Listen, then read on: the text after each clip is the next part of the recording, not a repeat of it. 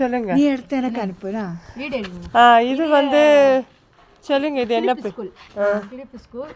இது என்னெல்லாம் விதை போட்டிருக்கீங்க? இது கிழங்கு கிழங்கு. அது வந்து காலிஃப்ளவரு, அது கோஸு, முட்டை கோஸு, கேரட்டு பாருங்க கீழே கேரட்.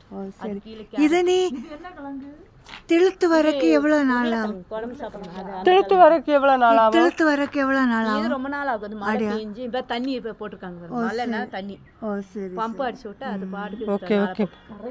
பாருங்க அங்கெல்லாம் கொஞ்சம் கொஞ்சம் வந்துருக்குது இப்போதான்.